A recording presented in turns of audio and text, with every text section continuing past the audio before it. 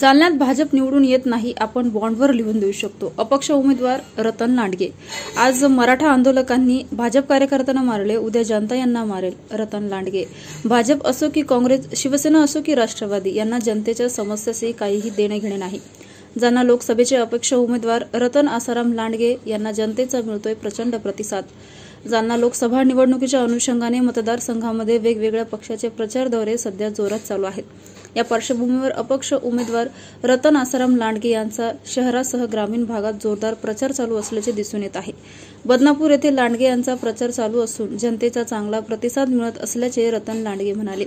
माध्यमांशी संवाद साधत असताना रतन लांडगे म्हणाले की पळशी येथे मराठा आंदोलकांनी भाजप कार्यकर्त्यांना मारहाण केली, कारण मराठा आंदोलकांमध्ये भाजपाच्या विरोधात प्रचंड चीड निर्माण झालेली आहे.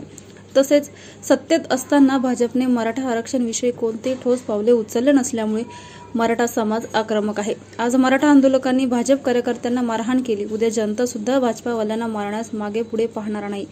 मराठा आरक्षणासाठी आपला सशक्त पाठिंबा असून मराठा समाजाने आपल्या पाठीमागे राहावे. आपण निवडून आल्यावर मराठा समाजाच्या आरक्षणाचा प्रश्न निकाली काढू, असे आश्वासन रतन लांडगे यांनी दिले.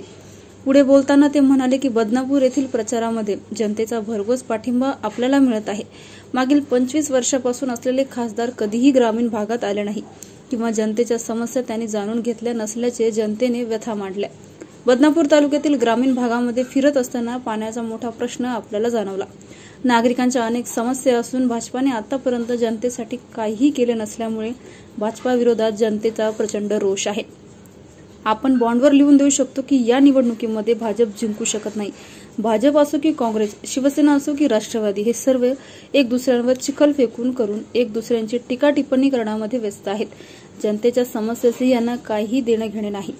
एक दुसऱ्यांना शिव्या देऊन जनतेला मुख्य समस्येपासून भटकवण्याचा प्रयत्न हे लोक करत आहेत. हे सर्व पक्षावाले एकमेकांचे चिंध्या फाडण्यामध्ये व्यस्त आहेत. अशात जनतेने करणे थापी या निशाणीवर बटन दाबून आपल्याला भरघोस मतांनी निवडून द्यावे, असे आवाहन अपक्ष उमेदवार रतन आसाराम लांडगे यांनी यावेळी केले. मला सांगा, आज मराठा आरक्षणाच्या बांधवांनी भाजपच्या कार्यकर्त्यांना मारहाण केली. साहेब बरोबर आहे ना, भाजपाने कोणताही पाऊल उचललं नाही आरक्षणाच्या विरोधामध्ये. त्यांना आरक्षण भेटावं म्हणून किंवा त्यांचं केंद्रामध्ये त्यांचं मंत्रालयामध्ये सत्ता असून त्यांनी काही आधार दिला नाही मराठा आंदोलन आरक्षणवाल्याला. तर त्यांचं बरोबर आहे, त्यांनी जे त्यांना मारलं त्यांनी बरोबर केलं. हे त्यांनी मारलं म्हणून बरे, उद्या त्यांना जनता मारणार आहे. त्यांना जनता मारणार आहे उद्या, कारण की ते काही बाप घेत नाहीत, गोरगरिबाची घेत नाहीत, तर त्या मराठी लोकांचे काय घेतील. म्हणून त्यांनी सक्षम राहावा. आमच्यासारख्या लोकांचा पाठिंबा आहे त्यांना की आम्ही आरक्षणासाठी आम्ही डॉक्टर बाबासाहेब आंबेडकर यांच्या वतीने आम्ही त्यांचं एक होम हवन करून सरकारला विनंती करून त्यांना आम्ही आरक्षण मिळवून देऊ. त्यांच्या आम्ही पाठीशी नाही. यांना मारलं, आनंदाच्या गोष्टी यांना अजून मारावा. दादा मला सांगा, तुमचा प्रचार कसा चाललाय आणि तुम्ही जनतेकडून काय विधान मागताय? जय हिंद सर. आज आम्ही बदनापूरमध्ये जाऊन प्रचार केला, लोकांच्या भेटी घेतल्या, लोकांचा मला प्रतिसाद भेटला. लोकांची भावना सगळी की भाजपाचे जे खासदार आहे ते आमच्या गावामध्ये, आमच्या शिवामध्ये 5 वर्षाच्या बाद कधी 20 वर्ष झाले कधी आलेच नाही. फक्त खासदाराचा नुसता फोटो दिसतो आम्हाला, साक्षात खासदार भेटले नाही. आणि आमच्या घरोघरी फक्त एक मोठी समस्या आहे की तिथं पाणीच नाही आहे. एवढा मोठा शहागडमध्ये ड्रॅम असून मोठा डॅम, त्या त्या पेटरीमध्ये पाणी नाही आहे आणि प्रत्येक खेड्यापाड्याला पाणी नाही, पाण्याची बोंब आहे. तर ह्या वार्तीने तर भाजपाची इतकी बोंब आहे की भाजपाचा निवडून 100% मी म्हणतो 1000% बॉन्ड लेखी लिखून देतो की भाजपा इथं सत्ता त्यांची येणार नाही.